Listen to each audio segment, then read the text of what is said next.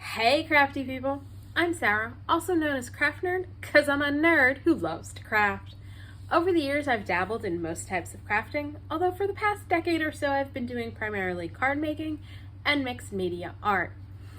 I've recently embarked on a junk journaling journey that I hope you'll join me on.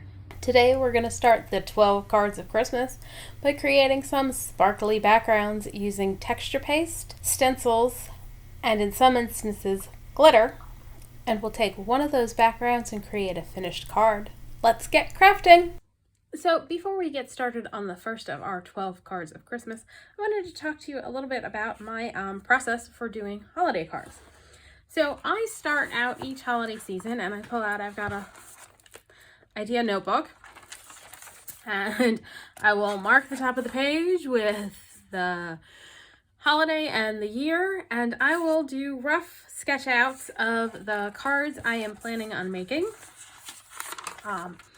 And usually what I will also do is I will pull out, I have a binder in which I have an index of all my holiday stamps. So inside this is, I go through when I have stamps, and let's bump ahead to Christmas. I stamp them all out and make notes of, because I put mine in CD cases, what case they're in and who the manufacturer is. And I've started keeping track of what set they come with as well. I've been doing this for well over a decade now, so a lot of these stamps I have may not be available anymore, and I don't know what stamp set they're from. But this is what I do. So I pull this out, I look on Pinterest, I sit and look at the stamps I have and come up with ideas for what I want to do a rough sketch out so that I've got all of this down. And then from this, I can decide what is getting colored, say with Copic markers, and then sit down and spend, an hour or two, however long it takes, depending on how much stuff I'm doing, and stamp out all of the images I plan on using for the various cards that I have planned out. I haven't finished planning out all of my Christmas cards yet. I am so behind on Christmas. But these are ones I've got for plans for our 12 cards of Christmas. Because I tend to buy the coordinating dies, which obviously is an expense and not necessarily something you have to do, but I have found that it makes my life a lot easier if I can just stamp everything on a single sheet, color it in when I have time, and then die cut out all the pieces and then assemble it into cards. But you obviously don't have to do that. You could also fussy cut them out. You don't need the dies in order to cut out and do this process. I started doing it as a time saver. So that is my process. And then I will sit and color all these, fussy cut them all out. I've got a blueprint of the layout of the card, and then I can sit and assemble cards. So it enables me to compartmentalize my holiday card making process. So that's the process I use. Now, we're not actually using any stamped images for today's project, but I just wanted to give you an idea of how my process works, in case that would be something useful and helpful for you as you are planning your holiday cards. Okay, so for our first card of our 12 cards of Christmas, I want to do something with a non-traditional color scheme, which is why you see out, this is a pale pink piece of paper. And what we're going to focus on today is using stencils and texture pastes to create interesting backgrounds for our Christmas cards. So for this first one, I am using, this is a Simon Says Stamp Stencil. This is a Simon Says Stamp Stencil. Say that 5 times fast. It's called Tin Tile. I've used it on numerous projects before. It's one of my favorites. And we're not even using a Christmas stencil for this project. So this could easily be translated for other card making projects. And for my non-card makers, like my junk journalers out there, this could easily become a journaling card or a pocket in a junk journal. So what I am going to use to create an interesting background, and we're going for sparkly. So this is definitely going to be a sparkly project.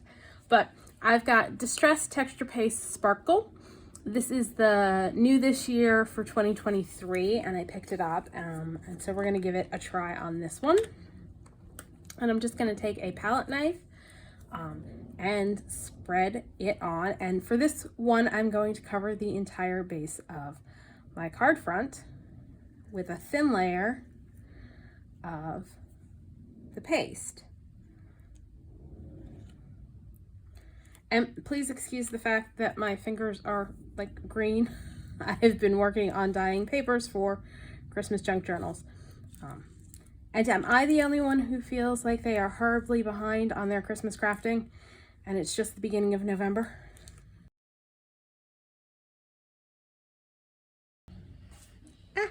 That was not good. I just smooshed that under the stencil. Hopefully that'll be okay. And of course it would be off to the side because my plan for this is to have a die cut as the focal image and have it centered. And so of course I scooge it under on a spot that's actually probably going to show as opposed to in the middle where it's less likely to show.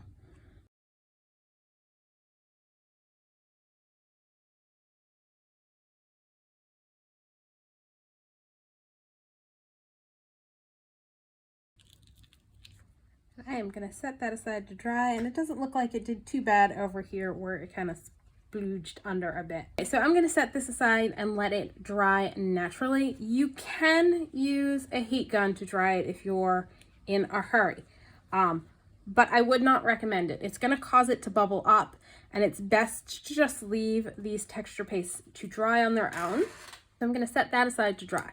Now, word about cleanup.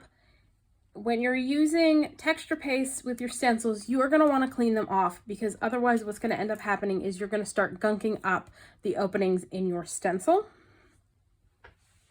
You're just going to want to be gentle in your cleanup. Don't scrub it really hard. And what I'm going to do is I've got a dish behind me with some water in it, and I'm just going to toss this in to soak because that will keep the paste from drying on my stencil, which will keep it from gunking up my stencil. So I'm gonna wipe off the excess. And now, if you do not have texture paste sparkle, there are ways you can get a similar effect to this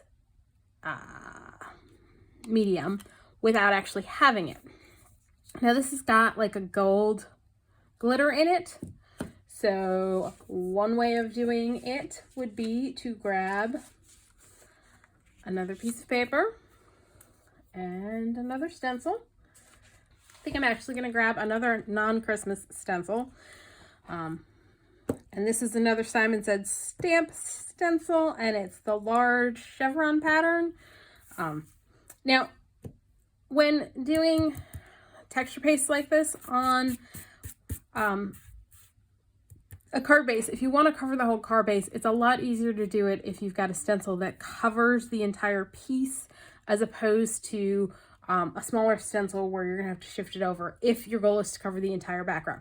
We're going to do a few that don't cover the whole background. So for this one, I'm going to take just some Distress Texture Paste Translucent. So if you don't have sparkle and don't want to get sparkle and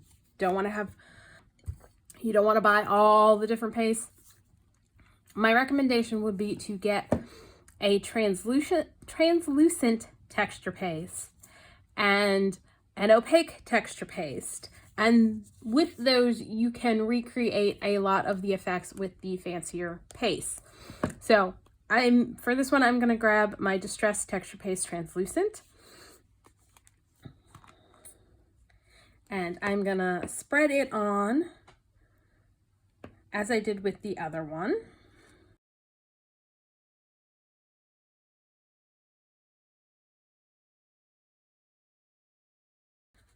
And you don't need to spread it on very thick. Thin coat will do the job.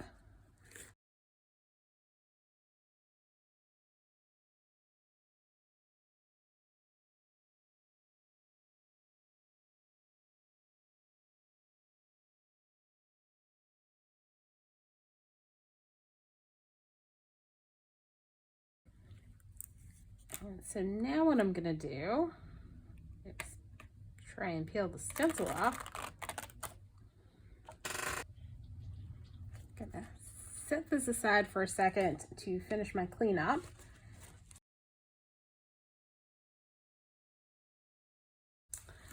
And I'm just gonna grab a scrap piece of paper,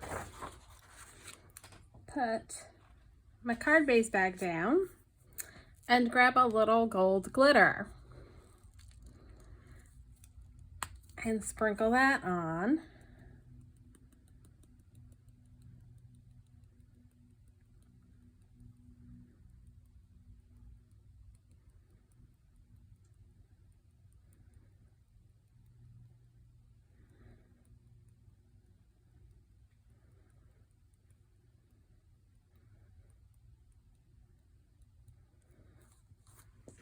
And so now I've got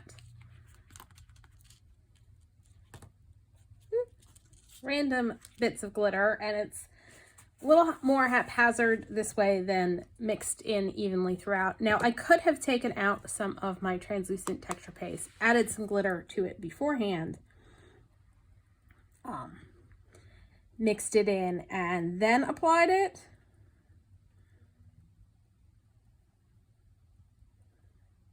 But you of course can also just sprinkle a little glitter on. And I'm gonna set this one aside to dry. And with this method, you can change up what color glitter you use. You don't have to just have gold. So I'm gonna take a piece of purple cardstock this time around. And this is a stencil I created with a die, and it's a memory box. I think it's called Distress Christmas. So we're just gonna attach this in the corner here. And for this one, I've pulled out, I also have heavy gloss gel, and it's by Golden. So you don't actually have to have any of the Distress products for this. If you have a heavy gloss gel, that'll work as well.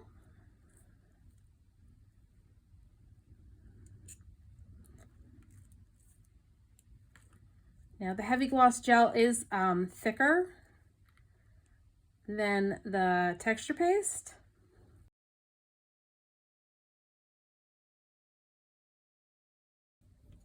And again, you just want to get as even of a coat as possible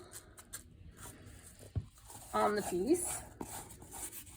And again, I'm going to bring back my scrap piece of paper, and I'm just going to add some purple glitter this time around.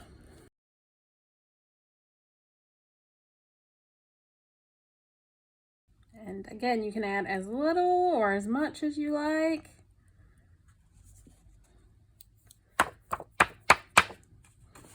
I'm gonna set this aside to dry. So our pieces are all dry. So here is the piece with the Tim Holtz sparkle paste. Now I was watching, after I was filming this yesterday, I sat down and watched part one of the Tim Holtz holiday hoopla, and apparently the sparkle paste is going to become part of the regular line, and so will be available all the time. So I just thought I'd share that with you. Here is our translucent paste that we just added some gold glitter to.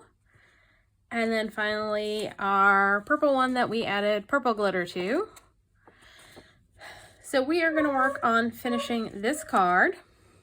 And I realized something, because what I want to do for the focal image on this card is I picked up the new Tim Holtz Sizzix Colorize Christmas tree, and the number is 666332, and it's Trim-a-Tree. And the problem is the tree's a little too tall for a 5.5 by 4 1/4 card. So we are going to increase our card size to 5 by 7. So I've gone ahead and cut a card base. So that's 5 by 7. And then what I'm going to do is, let's get that crease down in there, is the next layer is going to be pink, because I want to keep this very limited in color palette. So this is 5 by 7, and then we're going to add on our next mat, which is 6 by 4 3/4. And then this piece is 5 3/4 by 4 1/2. And so then our 4 1/4 by 5 1/2 piece goes like that. And so there is going to be a little room at the bottom. So we're going to put that there. And I have pulled out of my stash some gold ribbon. I don't know if I want to use that one or that one, but we're going to add some ribbon at the bottom just to add a little bit of interest. So let's start with assembling our colorized piece. Now, if you're not familiar, the way the colorized dies work out is they layer up. So you start at the bottom, and then the next piece has some cutouts and layers on top, and so on and so forth till you get to the top piece. So what we're just going to do is glue everybody together. So this is, and the nice thing is the dies are numbered on the back. So this one was number 1, this is number 2. We're just going to keep layering it up until we have our tree completed.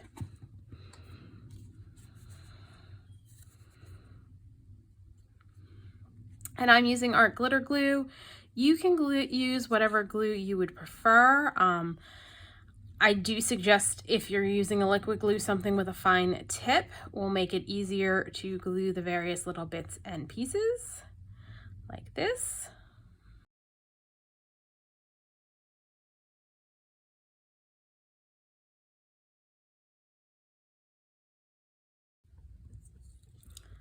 I'm just gonna line it up and stick it down.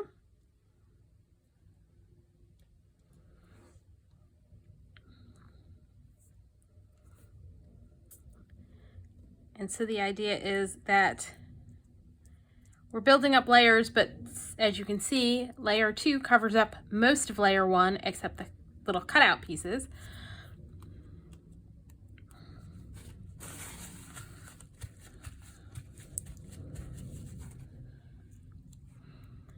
And you can see there are little indents that are going to help us with lining up our next layer.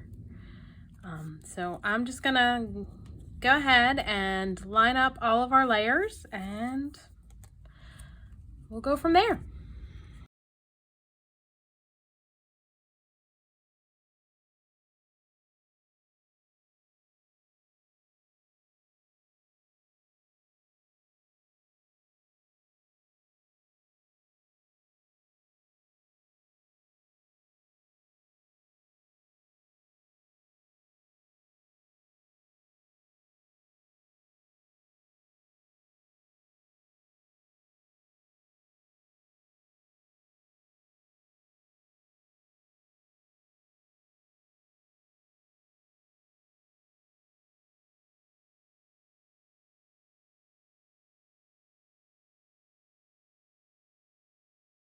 There is our tree, and I've already mostly assembled the ornaments and the star to go on our tree, but I figured I'd do one on screen. And so we've got 1, 2, 3 are the layers, and we're just gonna glue them on.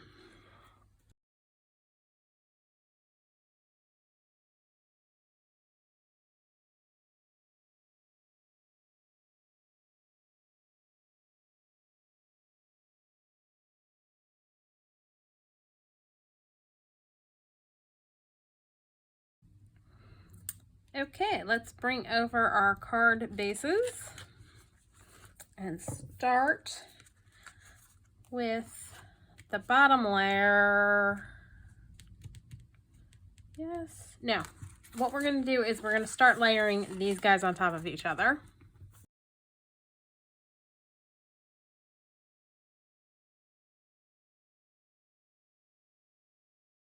Let's set this aside on a box to dry, and it apparently peels up a little bit of top of the box. So let's just trim that off.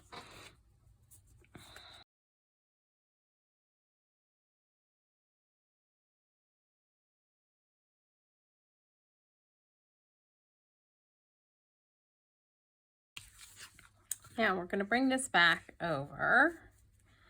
We're going to set our tree on here and do our star. You know what? I think we're going to be skipping the ribbon because to have enough space for our star, we're going to have to pull this down so that there's not space for the ribbon. All right, that's all right. We are going to go ahead and glue this down.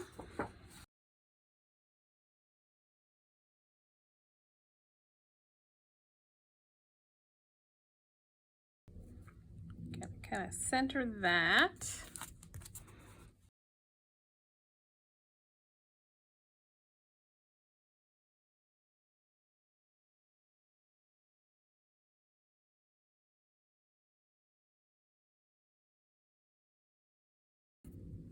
And I'm just trying to decide, and I definitely want it to go that way, I think, on placement. And I think that's gonna work placement wise. So let's go ahead and glue our tree down.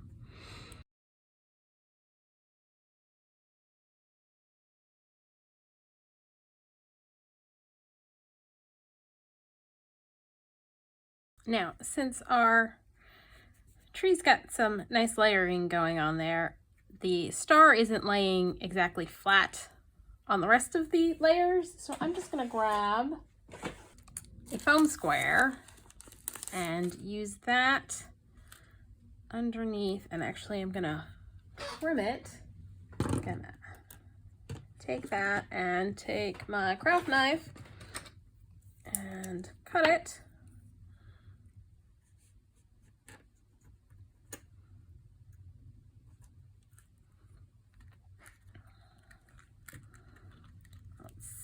That's the top piece, so we're going to stick it on here, and I'm just going to add a little bit of glue just to make sure it's going to stay.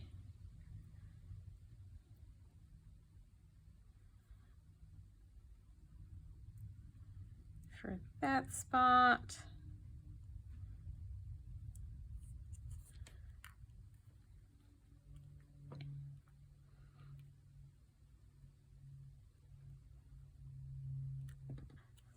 So we're going to just add a little glue there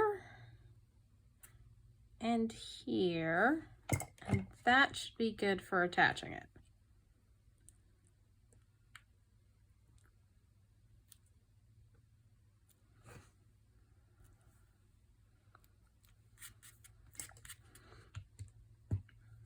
And now we just need to decorate our tree with our various ornaments. And I kept it all in our color scheme of pink, white, and gold. So I alternated which layer I die cut out of each color. And so we're just gonna add some ornaments.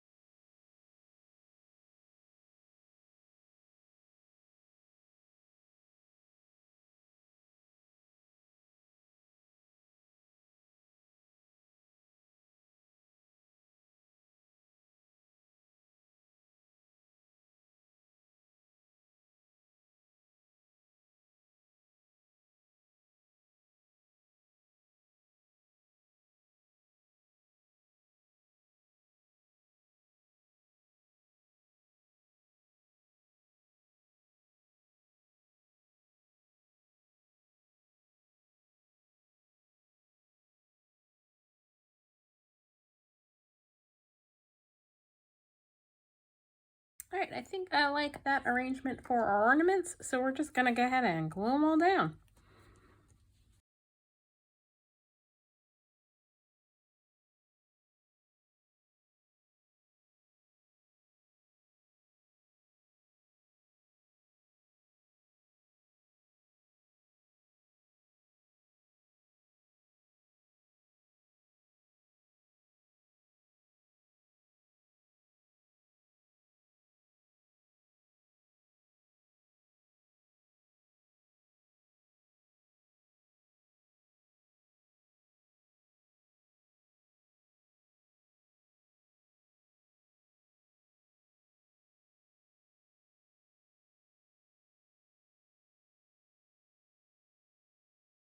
So there we go. There is our first card of Christmas, and we used texture paste and a stencil to create an interesting backdrop, to create an elegant, non-traditional colored Christmas card. I really like how this card came out. If you enjoyed this video, please do all the things that lets YouTube know you enjoyed the video. Like, subscribe, hit the notification bell, leave me a comment down below. Thanks for joining me, and happy crafting.